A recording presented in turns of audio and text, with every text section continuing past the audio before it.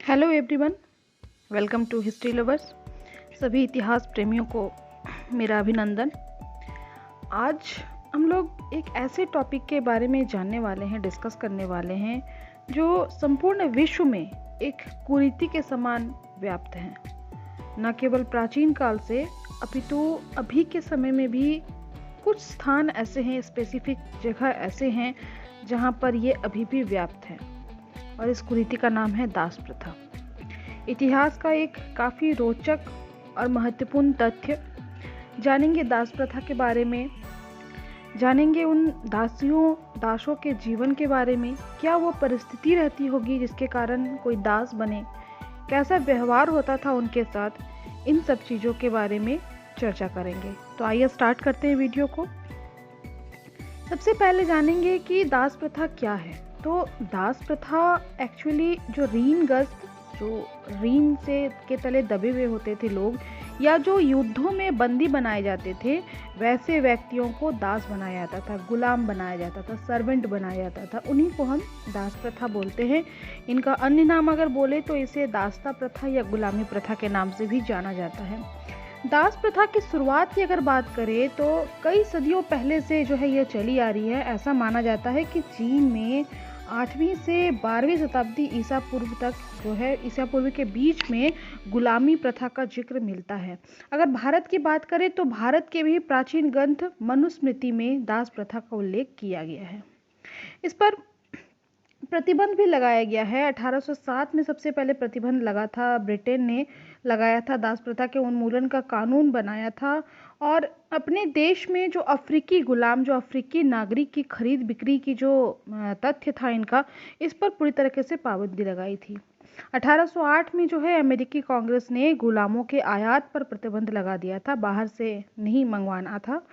इसके अलावा 1833 में जो है ये कानून पूरे ब्रिटिश साम्राज्य में लागू कर दिया गया। भारत में भी ब्रिटिश शासन के समय ही 1843 में इस प्रथा को बंद करने के लिए एक अधिनियम पारित किया गया था। इसके अलावा बात करेंगे इसी से रिलेटेड बंधुआ मजदूरी के बारे में, दास प्रथा से ही रिलेटेड है। दक्षिण एशिया और विशेष रूप से भारत, पाकिस्तान और नेपाल की बात करें तो भारत, पाकिस्तान और नेपाल में गरीबी से तंग लोग जो हैं वो गुलाम बनने पर मजबूर हो गए। भारत में भी बंधुआ मजदूरी के तौर पर दास प्रथा अभी भी जारी है। बहुत ही आश्चर्य, शॉकिंग फैक्ट है कि आज भी जो है वो दास प्रथा जारी है कई राज्यों में। हालांकि सरकार ने वर्ष 1975 में राष्ट्रपति के एक अध्यादेश के जरिए बंधुआ मजदूर प्रथा पर प्रतिबंध लगा दिया था, किंतु इसके बावजूद ये सिलसिला जो है वो आज भी जारी है। सबसे ज़्यादा अगर देखा जाए तो एक रिपोर्ट के अनुसार ऐसा माना गया है कि भारत में सबसे ज़्यादा जो है वो तमिलनाडु में 65,573 बंधुआ मजदूरों की पहचान किया गया था और उन्हें मुक्त करवाया गया था। इसके अलावा कर्नाटक में भी 63,437 और उड़ीसा में 50,029 बंधुआ मजदूरों को मुक्त कराया गया था। पूरी दुनिया में जो है आज भी दास प्रथा जैसी अमानवीय प्रथा जारी है। ये काफ़ी शर्मनाक बात है। जानवरों की तरह इंसान की खरीद फरोख्त की जाती है। इन गुलामों से कारखानों और बागानों में काम करवाया जाता है।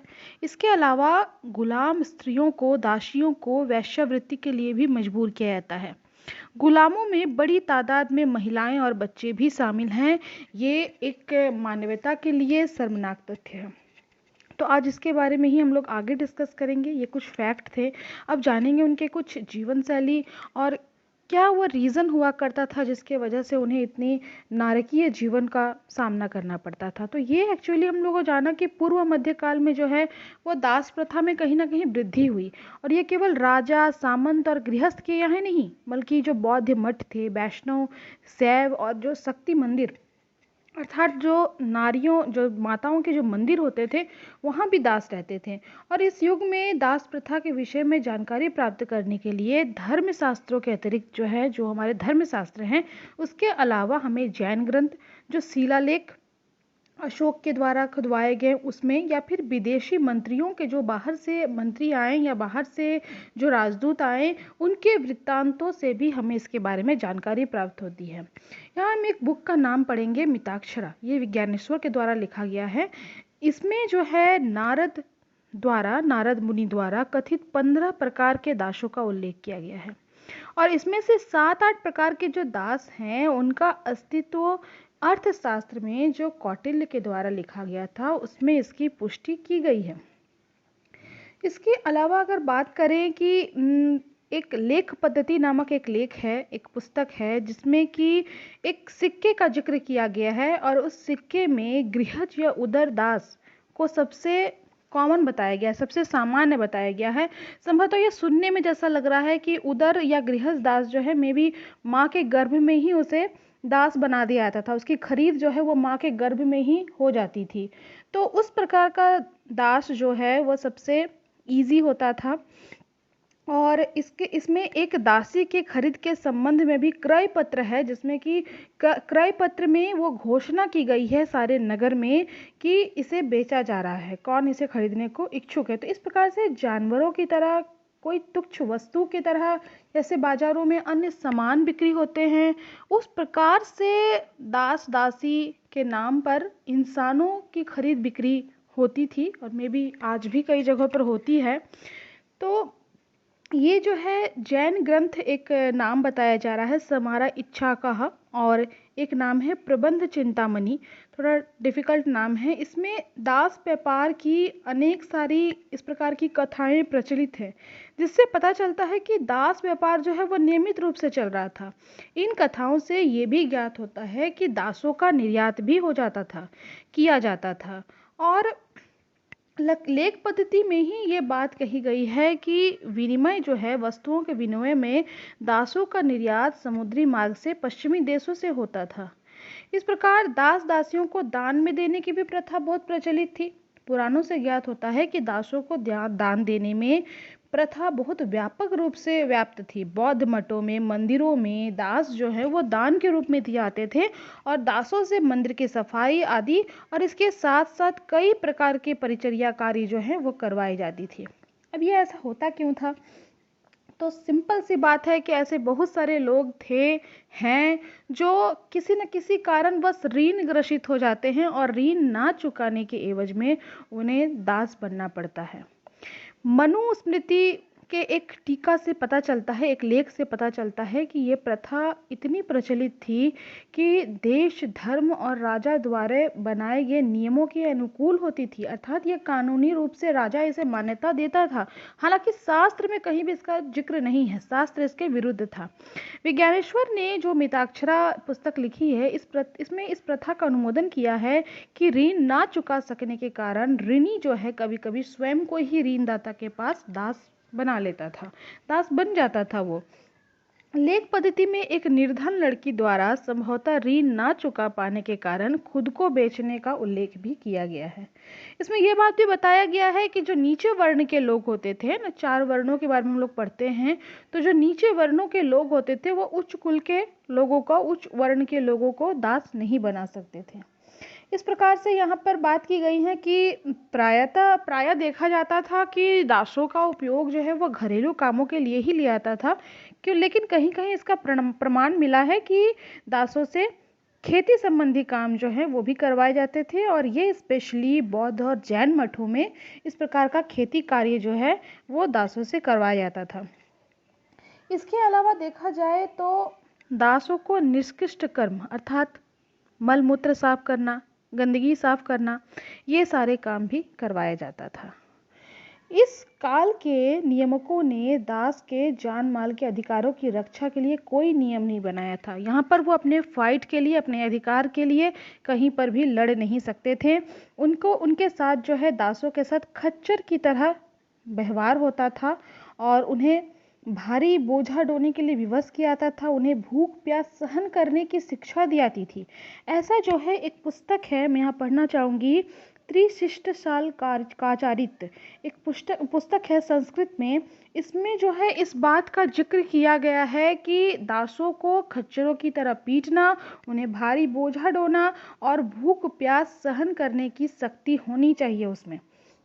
लेख पद्धति ग्रंथ में ये भी पता चलता है कि दासियों को खरीदते समय उनसे ये स्वीकृति पत्र जो है भरवाई जाती थी, अंगूठा लगवाया जाता था कि अगर वो भागने की कोशिश करे, चोरी करने की कोशिश करे, मालिक की निंदा करे अथवा मालिक और उसके संबंधियों की आज्ञा की अवहेलना करे तो स्वामी उसे पीटने तथा बांधे कर रखने का पूरा अधिकार रखता था।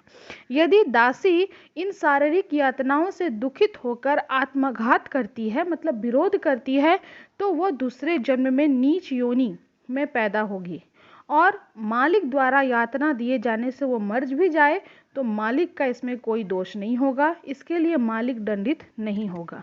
स्पष्ट है कि स्वामी का दास के जीवन पर पूरा अधिकार था। इन लेखों में दास दासियों को मुक्त कराने का कोई उल्लेख नहीं है। अतिरिक्त परिश्रम करके या फिर स्वामी को खुश करके किसी भी प्रकार से उनके दासत्व से मुक्त होने की कोई भी उल्लेख नहीं किया गया है इन लेखों में। लेख पद्धति में कहा गया है कि दासी के घर से, दास बनने के बाद दासी के घर से अगर उसके पिता, उसके भाई धन देकर बाद में उसे छुड़वाने का भी प्रयास करे तो ये भी संभव नहीं था। तो हम केवल ये अनुमान लगा सकते हैं, फील कर सकते हैं कि क्या नारकीय जीवन रही होगी उन दास दासियों की, या जो आज भी इस त्रशादी को झेल रहे हैं, किस प्रकार से जानवरों के साथ जैसा व्यवहार होता है उन पर, क्या नारकीय जीवन होती होगी उनकी। उनको ऐसा फील होता होगा कि इस जीवन से जीवन का ना होना ही बेहतर है, लेकिन संभवतः वह किसी न किसी मजबूरी में ऐसे घिरे हुए होते होंगे, हम उसकी कल्पना नहीं कर सकते हैं, जिस कारण वो इस नरक को झेलने को तैयार हो जाते हैं।